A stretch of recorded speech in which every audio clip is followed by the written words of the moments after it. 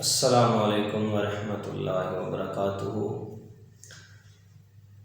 ان الحمد للہ وکفا والصلاة والسلام علی من لا نبی بعد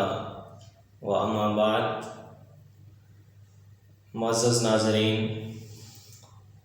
21ویں پارے کے آغاز میں اللہ رب العالمین نے فرمایا ان الصلاۃ تنہی عن الفحشاء والمنکر،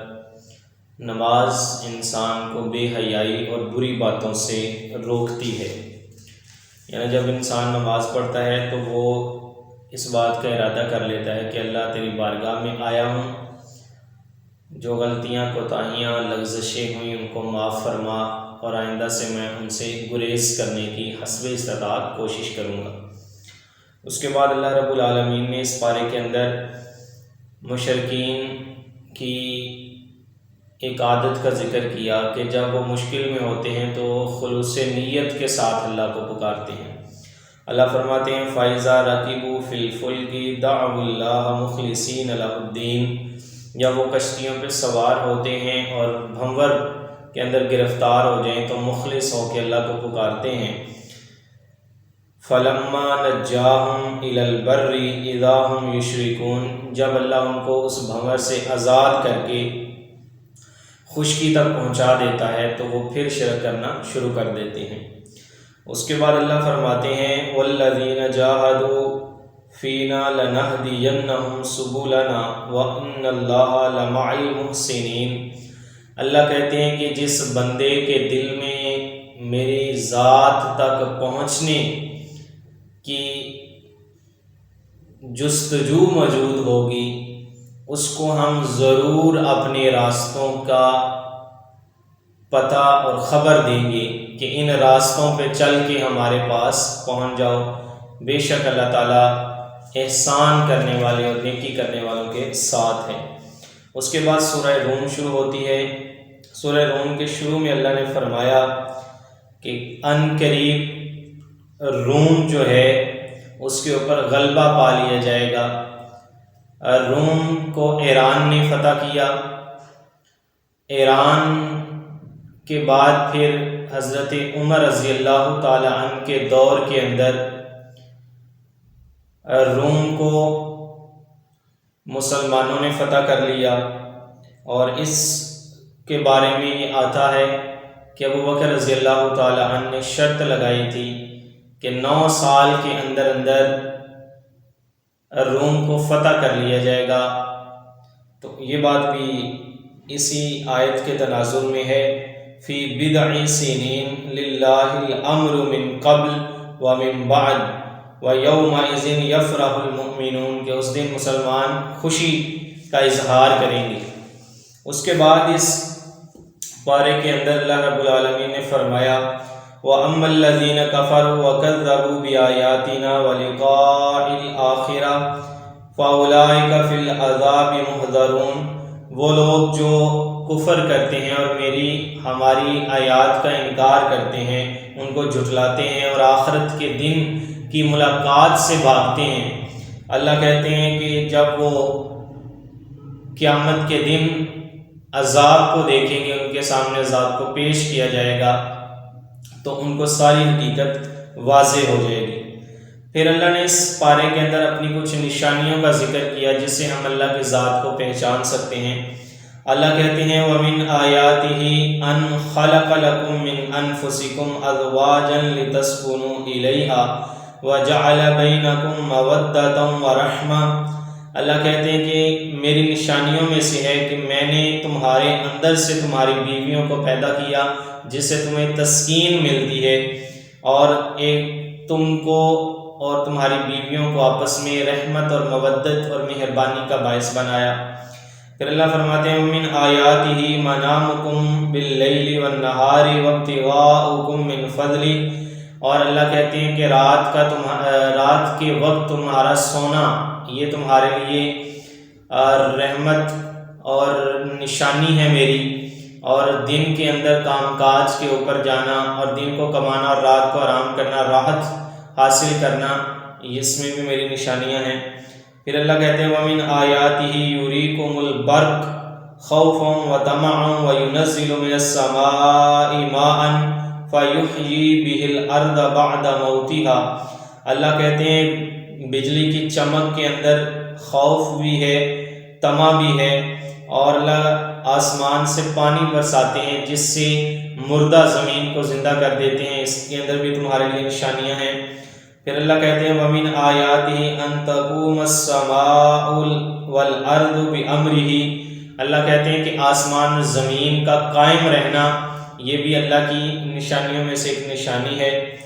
ثُمَّ إِذَا دَعَاكُمْ دَعْوَةً مِّنَ الْأَرْضِ إِذَا أَنْتُمْ تَخْرُجُونَ۔ اس کے بعد اللہ رب العالمین نے اس پارے کے اندر فرمایا فَآتِ ذَا الْقُرْبَى حَقَّهُ وَالْمِسْكِينَ وَابْنَ السَّبِيلِ ذَلِكَ خَيْرٌ لِّلَّذِينَ يُرِيدُونَ وَجْهَ اللَّهِ وَأُولَٰئِكَ هُمُ الْمُفْلِحُونَ۔ اللہ کہتے ہیں کہ قریبی رشتہ داروں کو ان کا حق ادا کرو، مسکینوں کو ان کا حق ادا کرو، مسافروں کو ان کا حق ادا کرو،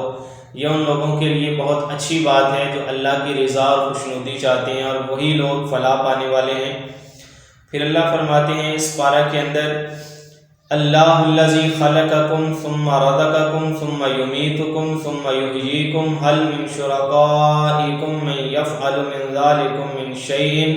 سبحان اللہ سبحانہ وتعالی عما یشرکون۔ اللہ نے اپنی قدرت کاملہ کا ذکر کیا۔ اللہ فرماتے ہیں کہ اللہ وہی ہے جس نے تمہیں پیدا کیا، پھر تمہیں رزق دیا، پھر تمہیں موت دے گا، پھر تمہیں زندہ کرے گا۔ اللہ کہتے ہیں جن کو تم میرے علاوہ شریک بناتے ہو کیا وہ ایسا کر سکتے ہیں؟ اللہ کہتے ہیں سبحانہ پاک ہے وہ ذات، یعنی اللہ کی، وتعالی عما یشرکون، جن کو تم اس کے علاوہ شریک بناتے ہو ان سے بہت بلند ہستی ہے۔ پھر اللہ نے فرمایا ظہر الفساد فی البر والبحر بما کسبت ایدی الناس۔ اللہ کہتے ہیں زمین خشکی میں اور تری میں جتنا فساد نظر آتا ہے یہ سارا کا سارا تمہارے ہاتھوں کی کمائی ہے، کہ تم لوگوں کی کرتوتوں کی وجہ سے، تم لوگوں کی شرارتوں کی وجہ سے، تم لوگوں کی بدعمالیوں کی وجہ سے یہ سارا کا سارا نظام درم برم ہو چکا ہے۔ اس کے بعد اللہ رب العالمین نے اس بارے میں سورہ لقمان کا ذکر کیا ہے۔ اللہ تعالیٰ فرماتے ہیں وَمِنَ النَّاسِ مَن يَشْتَرِي لَهْوَ الْحَدِيثِ لِيُضِلَّ عَن سَبِيلِ اللَّهِ بِغَيْرِ عِلْمٍ۔ اللہ کہتے ہیں کہ جو بے حیائی کا کاروبار کرتے ہیں، لغو باتوں کا کاروبار کرتے ہیں، یہ وہی لوگ ہیں جو لوگوں کو سیدھے راستے سے گمراہ کر دیتے ہیں بغیر علم کے۔ اس کے اندر فلم، ڈرامہ، لٹریچر، شعر و شاعری جو اس سے ریلیٹڈ ہے، بے حیائی سے، بے روی سے، وہ تمام چیزیں شامل ہیں۔ اس کے بعد اللہ رب العالمین نے لقمان نے اپنے بیٹے کو جو نصیحتیں کی ان کا ذکر کیا، تو سب سے پہلے انہوں نے کہا کہ یا بنی لا تشرک باللہ، بیٹا اللہ کے ساتھ کسی کو شریک نہ بنانا، ان الشرک لظلم عظیم، بے شک شرک بہت بڑا ظلم ہے۔ پھر فرمایا وَوَصَّيْنَا الْإِنسَانَ بِوَالِدَيْهِ، والدین کے ساتھ احسان کرنا۔ پھر فرمایا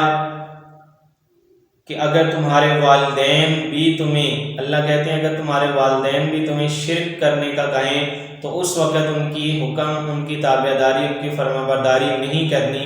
یعنی اگر والدین اللہ کے حکم کے مقابلے میں کوئی حکم دیں تو وہ ان کا قبول نہیں کیا جائے گا، اس کے علاوہ ان کے ہر حکم کی تعمیل کی جائے گی۔ پھر اللہ فرماتے ہیں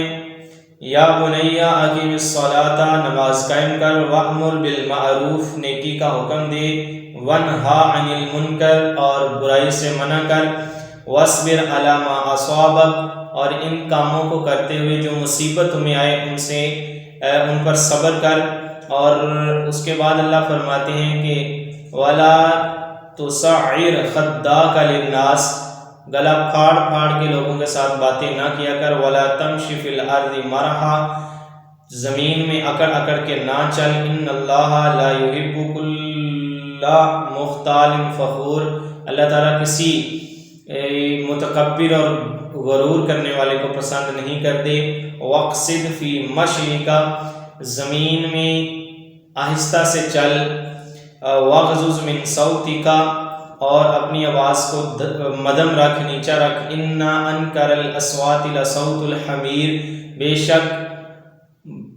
بری آوازوں میں سے سب سے بری آواز گدھے کی آواز ہے۔ اس کے بعد اللہ رب العالمین نے اس پارے کے اندر اس کے آخر میں سورہ لقمان کے 5 ایسی چیزوں کے بارے میں ذکر کیا جس کا علم صرف اللہ کے پاس ہے۔ اللہ فرماتے ہیں ان اللہ عنده علم الساعہ، اللہ ہی جانتا ہے قیامت کب آئے گی، وَيُنَزِّلُ الْغَيْثَ، اور بارش کب نازل ہوگی، وَيَعْلَمُ مَا فِي الْأَرْحَامِ، اور وہ جانتا ہے کہ رحم کے اندر کیا ہے، وَمَا تَدْرِي نَفْسٌ مَاذَا تَكْسِبُ غَدًا، کوئی بندہ یہ نہیں جانتا کہ کل وہ کیا کرے گا، وَمَا تَدْرِي نَفْسٌ بِأَيِّ أَرْضٍ تَمُوتُ، اور نہ ہی کوئی بندہ یہ جانتا ہے کہ وہ کس زمین پہ جا کے فوت ہوگا۔ ان اللہ علیم خبیر، اللہ ہی بے شک ان باتوں کا علم رکھنے والا اور جاننے والا ہے۔ اس کے بعد سورہ سجدہ شروع ہوتی ہے، اس کی اندر اللہ نے فرمایا قُلْ يَتَوَفَّاكُم مَلَكُ الْمَوْتِ الَّذِي وُكِّلَ بِهِ بِكُمْ ثُمَّ إِلَىٰ رَبِّكُمْ تُرْجَعُونَ، اے نبی کہہ دیجئے کہ ملک الموت تمہیں فوت کرتا ہے، مارتا ہے، اور تم اللہ ہی کی طرف لوٹائے جاتے ہو، یعنی ملک الموت ہے جو انسان کی روح کو قبض کرتے ہیں۔ فَلَا تَعْلَمُ نَفْسٌ مَا أُخْفِيَ لَهُم مِّن قُرَّةِ أَعْيُنٍ، اللہ کہتے ہیں کوئی جان، کوئی بندہ، کوئی شخص نہیں جانتا کہ اس کی آنکھوں کی ٹھنڈک اللہ نے کس چیز میں رکھی ہے، یعنی وہ اللہ ہی کی ذات بہتر جانتی ہے۔ اس کے بعد سورہ احزاب شروع ہوتی ہے، اس کے شروع کے اندر اللہ نے فرمایا زہار جو انسان کر لیتا ہے کہ اپنی بیوی کو ماں کہہ بیٹھتا ہے، جیسے بیوی ہے اس کو ماں کہہ دیتا ہے، بہن کہہ دیتا ہے، بیٹی کہہ دیتا ہے، یعنی وہ رشتہ کہہ دیتا ہے جو محرم رشتہ ہے جس سے نکاح نہیں ہو سکتا، تو اللہ فرماتے ہیں کہ اگر کوئی ایسا کام کر لیتا ہے وَمَا جَعَلَ أَزْوَاجُكُمُ اللَّائِي تُظَاهِرُونَ مِنْهُنَّ أُمَّهَاتِكُمْ، اللہ تمہاری بیویوں کو تمہاری مائیں نہیں بنایا جس کو تم ماں کہہ بیٹھتے ہو، اور پھر ساتھ اللہ نے منہ بولے بیٹے کے احکام بیان کیا۔ اور اگر کوئی بندہ زہار کر لیتا ہے یعنی اپنی بیوی کو ماں، بہن، بیٹی کہہ دیتا ہے تو اس کا کفارہ ہے کہ وہ اللہ تعالیٰ سے معافی مانگے اور روزے رکھے تو اللہ تعالیٰ اس کو معاف فرما دیتے ہیں۔ اور اس کے بعد اللہ نے اس پارے کے اندر وَمَا جَعَلَ أَدْعِيَاءَكُمْ أَبْنَاءَكُمْ ذَلِكُمْ قَوْلُكُمْ بِأَفْوَاهِكُمْ، اللہ کہتے ہیں کہ اللہ نے تمہارے منہ بولے بیٹوں کو تمہارا حقیقی بیٹا نہیں بنایا، یعنی لوگ جو لے پالک بیٹا ہوتا ہے اس کو اللہ نے اس پارے کے اندر یہ بات واضح کی ہے کہ اگر آپ کسی سے بیٹا لیتے ہیں تو اس کا جو اصل نام ہے باپ کا وہی استعمال کیا جائے گا، آپ کسی کا بیٹا یا بیٹی لے کر اپنا نام استعمال نہیں کر سکتے کہ یہ میرا بیٹا ہے۔ تو اس کا ذکر اللہ نے اس میں کیا، اور ساتھ یہ بات واضح کی کہ جو منہ بولے بیٹے ہوتے ہیں وہ حقیقی بیٹے نہیں ہوتے۔ پھر اس پارے کے اندر اللہ نے فرمایا النبی اولیٰ بالمؤمنین من انفسہم وازواجہ امہاتہم، نبی صلی اللہ علیہ وآلہ وسلم مومنوں پر ان کی جان سے زیادہ حق رکھتے ہیں۔ مطلب کیا ہے کہ ہم خودکشی کرنا چاہیں تو ہم نہیں کر سکتے، لیکن اگر اللہ کا رسول ہمیں حکم دے دیں تو ہمیں وہ کام کرنا پڑے گا۔ اس کے بعد اللہ نے فرمایا کہ اس کی بیویاں تمہاری مائیں ہیں۔ یہ ایک ایسا سٹیٹس اور مقام اور مرتبہ ہے کہ اللہ کے رسول صلی اللہ علیہ وسلم کی وفات کے بعد ہر عورت جب اس کا خامد فوت ہو جائے تو اس کو یہ حق ہے کہ وہ کسی اور سے نکاح کر سکتی ہے، لیکن امت کی روحانی ماؤں کو اللہ نے یہ عزت اور سٹیٹس دیا کہ نبیوں کی وفات کے بعد اور رسول صلی اللہ علیہ وسلم کی وفات کے بعد آپ کے ازواج سے نکاح نہیں کیا جا سکتا۔ اس کے بعد اللہ رب العالمین نے اس پارے کے اندر فرمایا لَقَدْ كَانَ لَكُمْ فِي رَسُولِ اللَّهِ أُسْوَةٌ حَسَنَةٌ، اللہ کے رسول صلی اللہ علیہ وسلم کی زندگی تمہارے لیے نمونہ ہے۔ اگر آپ ایک باپ ہیں تو آپ دیکھیں کہ باپ کیسا ہوتا ہے، اگر آپ دیکھنا چاہتے ہیں کہ استاد کیسا ہوتا ہے تو اللہ کے رسول کی زندگی کو دیکھیں، اگر آپ دیکھنا چاہتے ہیں کہ ایک حکمران کیسا ہوتا ہے تو آپ اللہ کے رسول کی زندگی کو دیکھیں، اگر آپ دیکھنا چاہتے ہیں کہ ایک سپہ سالار کیسا ہوتا ہے تو وہ آپ اللہ کے رسول کو دیکھیں، اگر آپ دیکھنا چاہتے ہیں کہ ایک خاندان کا سربراہ کیسا ہوتا ہے تو وہ آپ اللہ کے رسول صلی اللہ علیہ وسلم کو دیکھ سکتے ہیں۔ اس کے بعد اس پارے کے آخر میں اللہ رب العالمین نے فرمایا یا ایھا النبی قل لازواجک ان کنتن تردن الحیاۃ الدنیا وزینتها فتعالین امتعکن واسرحکن سراحا جمیلا۔ اے نبی کی بیویوں، اے نبی صلی اللہ علیہ وسلم اپنی بیویوں سے کہہ دیجئے کہ اگر تم دنیا کا مال چاہتی ہو تو آؤ میں تمہیں وہ سب عطا کر دوں اور تمہیں اچھے طریقے سے رخصت کر دوں۔ وَإِن كُنتُنَّ تُرِدْنَ اللَّهَ وَرَسُولَهُ وَالدَّارَ الْآخِرَةَ، اور اگر تم اللہ اور اس کے رسول کو چاہتی ہو اور آخرت کے گھر کو چاہتی ہو، فَإِنَّ اللَّهَ أَعَدَّ لِلْمُحْسَنَاتِ مِنْكُنَّ أَجْرًا عَظِيمًا، تو اللہ نے تم میں سے نیکی کرنے والیوں کے لیے بہتر اجر تیار کر رکھا ہے۔ تو اللہ کے رسول کی ازواج نے دنیا کے مال و دولت کی بجائے اللہ اور اس کے رسول کی محبت کو غنیمت سمجھا اور اسی کو پانے کی تڑپ اور تمنا اپنے دل میں رکھی۔ یہ چند باتیں تھیں جو اللہ تعالیٰ نے 21ویں پارے کے اندر بیان فرمائی۔ اللہ تعالیٰ سے دعا ہے کہ اللہ ان کو سن کر ان کو سمجھ کر ان کے اوپر عمل کرنے کی توفیق عطا فرمائے۔ وآخر دعوانا ان الحمد للہ رب العالمین۔